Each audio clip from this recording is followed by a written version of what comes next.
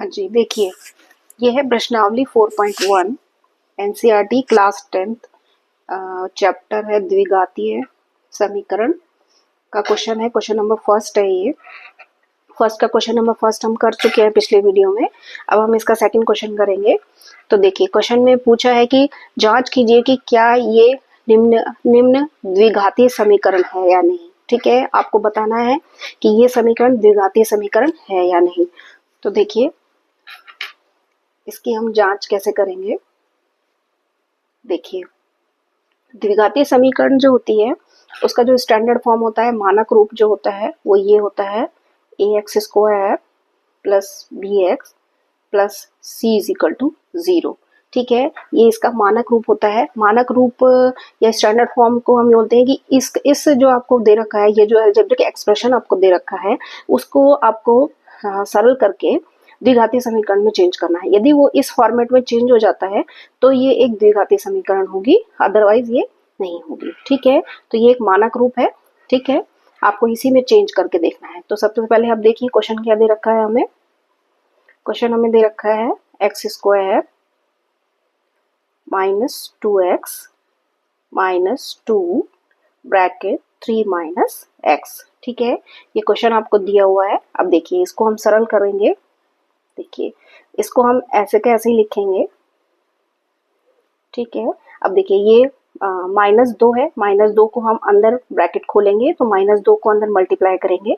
तो ठीक है, -2 को जब हम +3 से, कुछ आगे दिया हुआ नहीं है तो +3 होगा, तो -2 को हम +3 से मल्टीप्लाई करेंगे तो 2 दिया होता है 6 और साइन आएगा माइनस का। साइन माइनस का इसलिए आता है क्योंकि माइनस को जब हम प्लस से मल्टीप्लाई करेंगे तो माइनस आएगा। ठीक है, आगे आपको दे रखा है कि -2 को -x से मल्टीप्लाई करना है। ठीक है, तो देखिए सबसे पहले हम साइन का मल्टीप्लिकेशन करेंगे।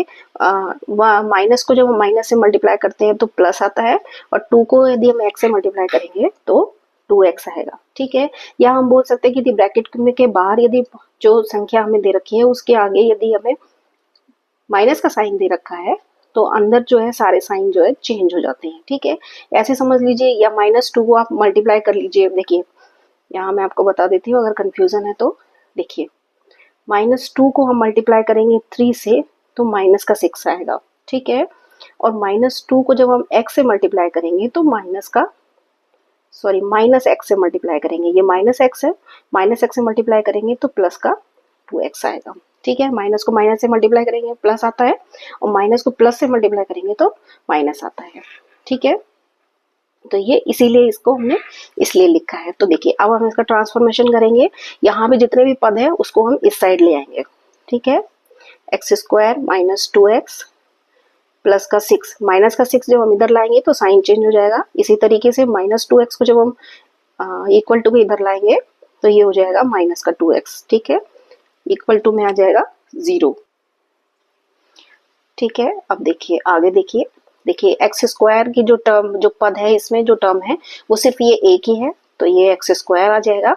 अब देखिए x की टर्म इसमें 2 है, एक 2x है, माइनस का 2x है, एक भी माइनस का 2x है, तो माइनस का 2x प्लस हो जाएगा और आएगा माइनस का 4x। ठीक है, और प्लस का 6 ऐसे कैसे आएगा। ठीक है, अब देखिए इसकी तुलना हम इससे करते हैं, द्विघातीय समीकरण का जो मानक रूप है। ठीक है, मानक रूप से हम तुलना करते हैं। तो देखिए ax² है, यहाँ भी x² का एक टर्म है, उसके बाद प्लस bx है, यहाँ माइनस का जो x की घात है वो एक घात है और उसमें मल्टीप्लाई किससे हो रहा है, -4 से, तो ये माइनस का 4x आ गया। और ये एक अचर पद होता है जिसको कांस्टेंट टर्म बोलते हैं, तो ये माइनस का 6 है। ठीक है, तो ये एक मानक द्विघातीय समीकरण में चेंज हो गई है, इसीलिए इसका आंसर आएगा हाँ ये एक द्विघातीय समीकरण है। ठीक है, अच्छा द्विघातीय समीकरण को आपको हमेशा याद रखना है कि जो भी आपको अलजेब्रिक एक्सप्रेशन दे रखा है या जो भी समीकरण आपको दे रखी है उसमें x की जो अधिकतम घात होती है, मैक्सिमम पावर जो होती है वो क्या है कि 2 होनी चाहिए। 2 हो गई तो इसीलिए वो क्या कहलाती है, द्विघातीय समीकरण। ठीक है, इसलिए इसका आंसर आएगा हाँ। यदि आपको इसके नोट्स चाहिए तो मैंने शॉर्ट वीडियो में डाल रखे हैं, आप वहां जाके चेक कर सकते हैं। Okay, thank you.